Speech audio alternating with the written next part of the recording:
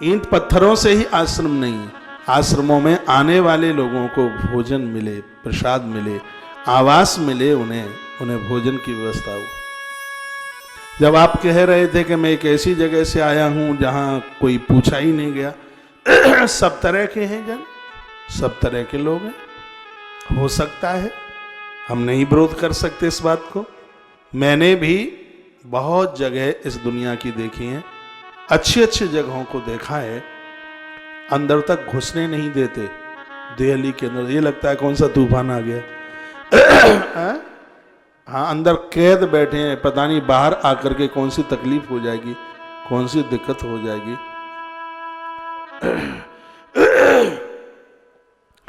अन्नदानस्य सर्वाणी कलाम नारहंत षोडशीम कृत्वापि सुमहेत पाप्यम या पश्चात अन्नदो भवेत। आपने अपने जीवन में अन्न के जितने दाने दीन दुखियारों को, गरीबों को खिला दिए हैं, ये पक्का कन्फर्म है, उतने वर्षों तक ईश्वर के चरणों से हमें और आपको कोई अलग नहीं कर सकता। घृतम तैलम लवणम दत्ता सर्वमापनियात छत्रोपाहन काष्टादि। छत्री पाहन कहते हैं पनही, अपनी भाषा में कहते हैं चरण पादुका, जूता चप्पल। इस दान की भी महिमा का वर्णन किया गया। पानीयम च प्रपाम दत्वा, प्यासे को पानी आपने पिलाया, बहुत बड़ा दान है। अग्निम काष्टम, एक मुर्दे के लिए लकड़ियां देना, बहुत बड़े पुण्य की, इतने पुण्य की बात कही गई इस ग्रंथ में, शब्दों में जिसको पूरा नहीं किया जा सकता। एक किसी मुर्दे को ऐसी कुछ व्यवस्था कर दी गई है, शमशान घाट के आसपास, वहाँ लकड़ियाँ पहुँचाई हैं, उपले कंडे पहुँचाए, 1000 कनस्तर घी डाल के यज्ञ पूरा किया जाएगा। उतना फल एक सब यात्रा में एक मुर्दे को लकड़ी उसके संस्कार के लिए देने के लिए, उसकी इतनी बड़ी महिमा का वर्णन भैया किया है। बड़ी अद्भुत बातें कही गई, आनंद आ गया हमें तो आज की बातें सुन सुन के। फिर लिखा अभियम सर्वभूतेभ्यो यो दद्या सर्वभागवता। आपके घर में लोग भयभीत हैं, बुरे सपने आते हैं, भूत प्रेत अलाए बलाए, घर में कोई ऐसी दिक्कत, सर्वभूतेभ्यो अभयम, संपूर्ण प्राणियों को निर्भय करने के लिए पुराणम भारतम वापी रामायण मथापिवाह, महाभारत और रामायण जैसी पवित्र किताबों का, ग्रंथों का दान कीजिए। ऐसे लोगों को दीजिए जिसको वो पढ़े। तो उसकी महिमा का वर्णन किया। पुराणम ग्रंथ, भारतम महाभारत, वापी रामायण, रामायण का दान कीजिए। जिन ग्रंथों को कोई पढ़ सके ये दीजिए। वेद शास्त्रम नित्य गीतम योध्यापयत नाक भाग। यदि कोई निःशुल्क बिना पैसा लिए वेद पढ़ाए, शास्त्र पढ़ाए, नृत्य गीतम संगीत पढ़ाए, भैया उसका इतना बड़ा फल है जिसको पूर्ण रूप से वर्णित नहीं किया जा सकता। जिसने अपनी योग्यता का वितरण किया है। इसमें लिखा है कि बिना पैसा लिए हुए किसी ने किसी को नृत्य और गीत, नाचना बजाना और गाना, वाद्यम नृत्यम च गीतम च, नाचना गाना और बजाना, ये 3 स्तर है ना संगीत के। संगीत में तीनों आते हैं, नाचना है, वाद्य बजाना है और गीत गाना। ये 3 जो चीज हैं, यदि किसी ने ये बिना कुछ लिए यदि ये दान किया, इसको दान में जोड़ा है, भुक्ति मुक्ति मुआपनियात। ग्रंथ में लिखा है जब तक जिंदा रहेगा धरती पर उसके लिए कोई कमी नहीं रहेगी, और मृत्यु के तत्पश्चात निश्चित रूप से वह मोक्ष को प्राप्त होगा। ऐसा स्वयं भगवान अग्निदेव कहते हैं। योग्यता का वितरण होना चाहिए। आपके पास यह कला है नृत्य वाली, तो किसी को नाचना सिखाइए। वाद्य आप बजाना चाहते हैं तो ये किसी को आप ये दान कीजिए। बिना लिए हुए पढ़ाइए। गीत आप गायक हैं, आप गा लेते हैं तो ये भी शिक्षा विद्या किसी को दीजिए। आप वेद पढ़ा लेते हैं, स्पष्ट लिखा ना वेद शास्त्रम, आप वेद पुराण जानते हैं, आपके पास जो भी है योग्यता है। मैं आप सबको कहना चाहूँगा, आप यहाँ टीचर, अध्यापक, अध्यापिका बैठे होंगी, सरकारी हो प्राइवेट हो, तो मेरी एक पहल आपके पास तक पहुँच रही है। आप देख लें इसमें ये योग्यता है आपके पास, आप गरीब के बच्चों को रोजाना एक आधा घंटे का समय निकालकर ट्यूशन की बिना फीस लिए हुए आप उन बच्चों को पढ़ाइए। भले ही आप टीचर न हो, आपके पास योग्यता है, आधा एक घंटा उन बच्चों को आप पढ़ाइए। इतना बड़ा पुण्य है कि तराजू नहीं लगाया जा सकता, इतना बड़ा फल है इसका। पूरा चैप्टर भरा हुआ है इसके लिए, बड़ी अद्भुत बात हो जाएगी। इसमें तो लिखा है 1000 वाजपेयी अश्वमेध यज्ञ करने का फल उन्हें प्राप्त होता है जिन्होंने निःशुल्क विद्या का दान किया है, 1 टका लिया नहीं कभी उन बच्चों से, निःशुल्क।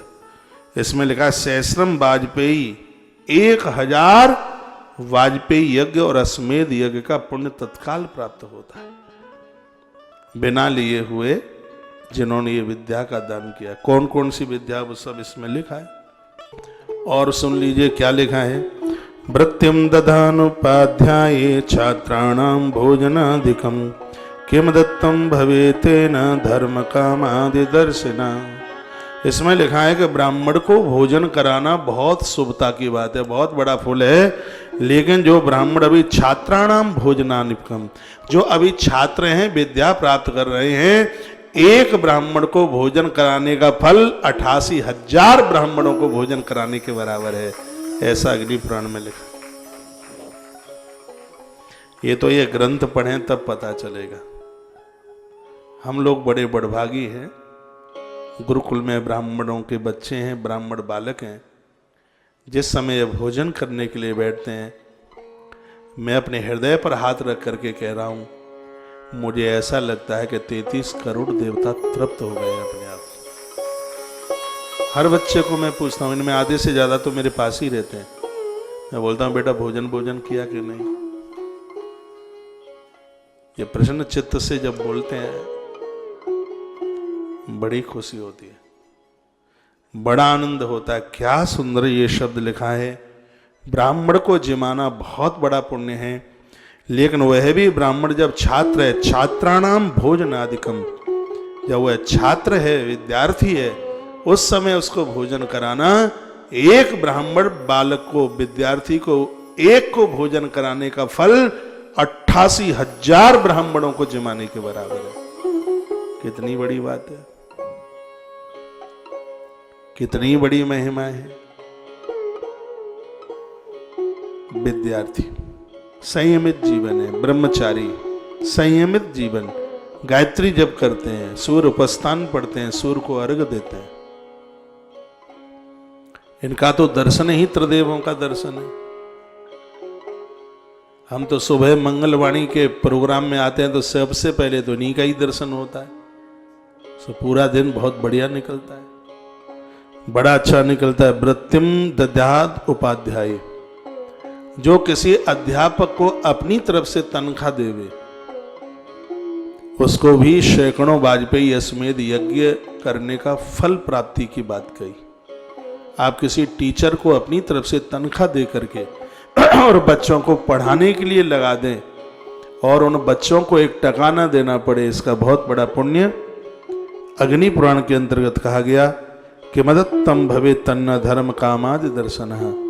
ये वशिष्ठ के यहाँ पर उस जमाने में निःशुल्क विद्यालय चलता था।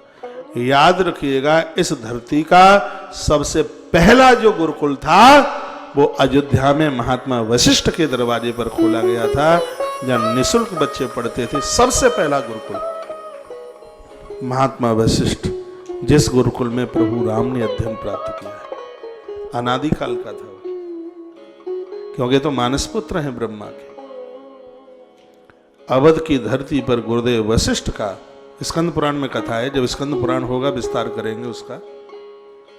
यह गुरुकुल महात्मा वशिष्ठ के द्वारा जो अद्भुत गुरुकुल स्थापित हुआ था, वहां पर पहले स्वामी विवेकानंद जी महाराज ने प्रदेश की धरती पर एक बात जाकर के बोली, मैं उस भारत माता का लाल हूं जहां ऋषियों की देहली पर विद्यार्थी बिना कुछ दिए हुए, उनसे कोई फीस नहीं ली जाती, उनसे कोई पैसा नहीं लिया जाता, हिंदुस्तान का, भारत का ऋषि निःशुल्क विद्या प्रदानित करता है, तो वहां अंग्रेज लोगों को आश्चर्य हुआ था इस बात का। ये जो बंदरों की जो सेवा करते हैं, अभी 2 दिन पहले एक आश्चर्यचकित फोन था अमेरिका से। मूल रूप से पूर्व से हिंदुस्तान के रहे हैं, तो वो क्या बोलते हैं कि हम अपने अगल बगल में फोटो दिखा दें तो वो अचंभा मानते हैं, क्योंकि वो तो कुतरिया के पिल्लों को बिस्कुट डाल के ही ये समझ लेते हैं हम कितने बड़े दानी हैं। यही शब्द थे उनके। बोले कि वो आश्चर्यचकित हैं। वो कहा मंकी, और ऐसे वो ऐसे गोद में, ऐसे कंधे पर, ऐसे सिर पर है, इतना चना, इतनी रोटियां। परसों की बात में मैं तो यह सोच रहा था कि परदेसी लोगों के पास बहुत पैसा होता है तो बहुत बड़े दानी होते हैं, लेकिन मुझे तो जब वो बताया गया, वो तो कुतरिया के पिल्ला को 4 बिस्कुट डाल दें तो पखोरा निकाल के चलते हैं कि इन्होंने कितना ज्यादा लुटा दिया। वो अपने ऊपर ही खर्च करते हैं, उनके कल्चर में ये सब चीजें नहीं है। लेकिन धन्य है भारत की धरा। पूज्य स्वामी विवेकानंद जी महाराज ने ये बात परदेश में ये कही थी कि मैं उस भारत माता का लाल हूं जहां ऋषियों की देहली पर निःशुल्क बिना कुछ दिए बच्चे विद्या प्राप्त करते हैं। स्वामी जी के साथ वहां से एक देवी आई भारत में, उसको भगनी निवेदिता के नाम से जाना गया।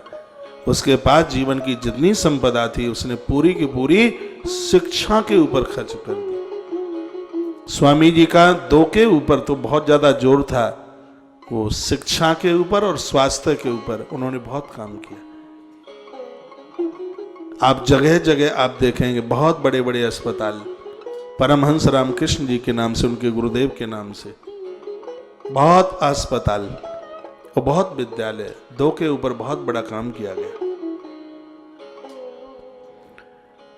तो यहां कुछ बातें मैंने बड़े संक्षेप में आपके बीच में रख दी हैं। अद्भुत हैं ये सब बातें, ये हमें धर्म कर्म से जोड़ने वाली बातें हैं।